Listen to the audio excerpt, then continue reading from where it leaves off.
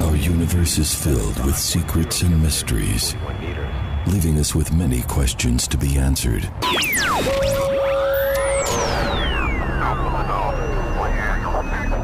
Now more than ever, we find ourselves searching for those answers as the very fabric of space, science, and society are converging.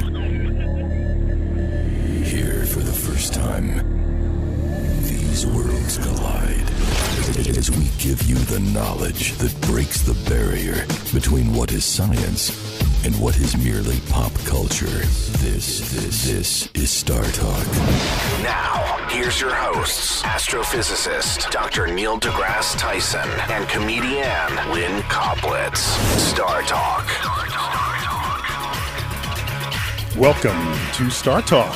Hello. I am your host, Neil deGrasse Tyson, astrophysicist, joined by Lynn Koplitz, my favorite co-host ever. I'm your only co-host ever. Thanks, Dr. Neil. I remind you, she's a comedian. Lynn, this is our fourth show. I know, it's very exciting. It's fun. I love this show, Neil. How's it going for you so far? It's fun, but I was hit with an amazing epiphany the other day. I was on the subway. Aren't all epiphanies amazing? Yeah, they really call them that. First of all, I'm really proud of myself for using my big SAT word right there. And Neil just immediately shoots it down like, aren't all epiphanies amazing? Yes. But anyway. No one ever says I had a boring epiphany the other day. Yeah, I had this weird epiphany. No, I was thinking about the fact that it really is a huge thing, like blessing, exciting thing, whatever, for me to be able to sit and talk to you every day. Like, I don't know if I've been appreciating it because all of a sudden it hit me. There aren't a lot of astrophysicists. Like, how many people, you take things for granted sometimes, like the fact that I get to talk to an astrophysicist once a week and now have one as a friend. I talk to myself all the time, so yes, I take it for granted. I know, and your wife is like, yeah, big deal.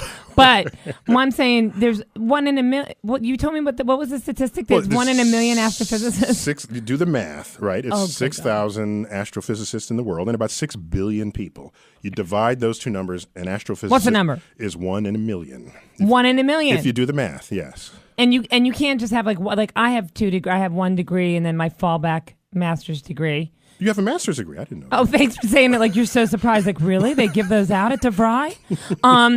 Yes, I have a master's degree, but you have like 20 degrees or something, don't you? I have 1 PhD, and then there's like 9 honorary doctorates. You get those for doing other stuff, so they're not. No, Neil. You get them for being really smart. I mean, you don't just give an honorary. They give you honorary degree. I mean, I get honorary degrees in like drinking. You don't get an honorary. You get an honorary degree in whatever you get it in because they decide you're so smart. We just assume. All I know is that I didn't achieve anything special to win any of those honorary degrees, but I did work hard for the 1 PhD I have. That's all. The 1 PhD. Not that How many complicated. books? How many books have you written? 9 books. Oh my gosh, I could barely keep a journal. Actually, my 9th book was actually on Pluto, it being the demoted 9th planet. Very few people know that. It was on Pluto. It was a hit on Pluto. It was huge. They love me on Pluto. I don't know what the sales are on Pluto just yet. And you know what? I was actually thinking about this. Mm-hmm. So my point is that it's very nice to be able to sit and talk to you. And this is a show that tells people at home that they can talk to you too. Like, and it's kind of neat. You do make me laugh. Thank you, Neil. Yes, that's my job. Okay. That's my job. Put the nose and the shoes back on, clown dance. But what I was going to say to you that I was thinking about this, and I was thinking that I would also, if I were rich, I would probably want my own personal genius to walk around with me. And so it's kind of cool that I get you for free. You mean I might have been able to get paid for this? Yes, but it ticks me off because I was thinking, oh my gosh, now that I know Neil, I could actually go on Who Wants to Be a Millionaire. Well, kings used to have like court jesters and court astrologers, and they used to have folks that would just help them out and make their decisions for them. The two of us could have met on a whole another lifetime, is what you're saying. I would be the court jester, and you would be the court astrologer. There you go. That was before the era of physics, though. When they just looked up at the sky and believed that the cosmos somehow influenced the life that you did not know you could control yourself. All right, Neely. Well, now that we're friends and I can ask you things and call you Neely, I have to ask you a question. It's Dr. Neely to you. Dr. Neely? Yeah. Dr. Neely. Dr. Neely deGrasse Tyson. Uh-huh. What is physics exactly? I mean, I can ask you Lynn, because there's no one, the producers who are now mortified. But I was thinking, I hear anatomy and physiology. I hear physiology. What exactly is physics? Lynn, I can ask you. This is our fourth show, and you don't know what physics is yet. I know what it is, but I can ask you without you making me feel stupid, I thought. Oh, okay. No, physics is the study of matter, motion, and energy, and their interplay in the past, present, and future All right. of the universe. See, that's what I like about having your personal genius. I don't have to look it up. Okay. I could have just Googled it, but it was much more easier it was much easier to just wait and ask. And it's said that there's the laws of physics in the world, and everything else is opinion. Because all foundations of what we know in the universe, in the physical, in the natural world, ultimately get you to physical laws. Has to do with matter, motion, or energy. That's right. Biology is based on chemistry. Chemistry is based on physics. Physics is the universe. That's how that works. So astrophysics, thank you. Astrophysics takes the laws of physics and applies them to cosmic objects so we can understand how the whole universe works, not just Earth. Oh, that's interesting. No, well, that's how we do it. You're very interesting, Dr. Neely. So today's subject is Star Trek. The movie is still out, the Star Trek movie, the origin of the whole Star Trek series. I haven't seen it yet. You haven't seen it yet? Well, I've seen it. You just said that like such a Trekkie. You just got so freaked out that I haven't seen the movie. You haven't seen it yet. Let's see what our friend Bill Nye the Science Guy has to say in his Manic Minute. Go for it. Hey, Bill Nye the Science Guy here. Like any good science fiction, Star Trek was predictive. Sure enough, we now have flip phones and hot chicken soup in just a few seconds. But Star Trek's real message isn't about technology or traveling to other star systems faster than light. Star Trek stories are human stories. There's war and disease, love, hate, passion, and hardest of all, indifference. And through all that, unlike much of science fiction, we're not headed for an apocalypse. No, according to Star Trek, we should be wonderfully optimistic about the future. Humans will be thriving 300 years hence. And for the first time on television, we had diversity. People of East Asian, Eurasian, and recent African descent all working together, taking risks, and making astonishing discoveries. Star Trek will boldly go where no one has gone before. According to this premise, the future is bright. This is Bill Nye the Science Guy, and I say, beam me aboard! Thank you, Bill Nye. You are listening to StarTalk Radio. I'm your host, Neil deGrasse Tyson. If you have a comment, an opinion, or just want to vent on something cosmic that's been bugging you, you can, in fact, tweet us at StarTalk Radio. If you're a tweeter, or if you're into 20th century technology, you can pick up a phone and call us at 1-877-5-STAR-TALK. So, Lynn, Star Trek is the subject today. It is. And Star Trek and physics. Yeah. What is wrong with me today? I don't know. Physics, sorry. Okay, so what are we going to talk about Star Trek? Well, my personal astrophysicist. Everything. Star Trek. Gosh. It's created its own culture around itself, and it's a culture that spilled over into the real world in ways that just most people have not even fully appreciated. Is what I've come to learn.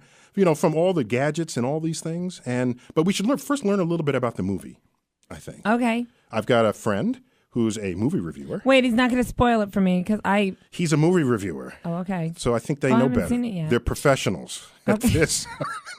It's a friend, Brandon Phibbs, and he writes movie reviews at brandonphibbs.com. But he's not only a movie reviewer, he's a sort of rabid Trekkie. I mean, rabid. Oh, Trekkie. And apparently it influences his marriage too. He is married, unlike the stereotype. I dated a Trekkie, and I'll tell you the problems with Trekkies. What? And it's going to happen today on the show. I know it is. Please don't call me and yell at me. Why? Because Trekkies get very, if you say something wrong, and I know it's going to happen today, that's why I'm being a little quiet. Yeah? Because the minute you say something wrong, they are all over you. Are you, spaceships can't travel at warp speed. What's wrong with you? And they know all this Trekkie stuff. Well, he's in an interesting situation because he's not only a movie reviewer and a Trekkie, but his wife works for NASA. And so cool. There's a tension in their relationship because I've heard her say he plays in fake space while she works in real space. Right. That's like the difference between the French Canadians and the French. It's like the fake French and real French. Let's see what Brandon Phibbs has to say. Did you like Star Trek? I did like Star Trek, although I must confess, I walked out of it the first time I saw it. Wait, it's only been out a couple of weeks. Well, how many times have you... don't answer that. How many times have you... I saw it twice before it even came out in theaters. So I walked out of it deeply agitated and deeply troubled. And if you're not a Star Trek fan, or if you're a casual Star Trek fan, you're not going to notice anything or very few things that I noticed. But of course, being the fan that I am, I was deep in the weeds of minutia, and there were things that bothered me very much. What is the thing that bothered you the most? Implausibility issues. The plot is absolutely ridiculous. Wait. We have like warp drives and Vulcans, but that's not ridiculous. But the plot somehow disturbed you. Well, and as you could know, having watched it, there are issues that even laymen like myself have with quantum singularities and black holes and the way that they're used, or I should say abused. I was they had this red matter that would turn a planet into a black hole. I gave him that. If you're bad, that's what you would do if you had red matter that could turn something into a black hole. I wasn't going to argue that. I thought the drill was an interesting concept, this thing that, laser thing that would drill through the center of a planet. If you wanted to kill the planet, then you drop the red matter down that hole. I thought that was cool. Although if the red matter were going to turn the planet into a black hole, it wouldn't have to start from the center. You just drop it on the surface. Totally, that would work. But then you don't get those beautiful special effects of imploding planets. All right, so you had plot issues. I had plot issues. I had issues with taking a Starfleet cadet who hasn't even finished his tenure at the academy yet, and promoting him from cadet to captain after one particularly heroic weekend. That was Captain Kirk, wasn't it? Well, it's pushing. So you're saying in the real Starfleet Academy that wouldn't have happened? I sound like your wife now. You know what? I'm willing. I can more easily accept warp technology than I can promoting a guy that fast. So you're not disturbed by the fact that disturbs you? I will not confess it here or anywhere else except the privacy of my own dark room. All right, I got to leave you at that. BrandonPhibbs.com. Thanks for coming on the show. I love it. Okay, Brandon, if you're listening, I'm going to tell you right now why your wife finds you annoying. Because you're annoying. Because his wife is working at NASA solving real problems. And, she comes home to him saying, upset about Klingon warp drives. Brandon, mow the yard. You're bothering me.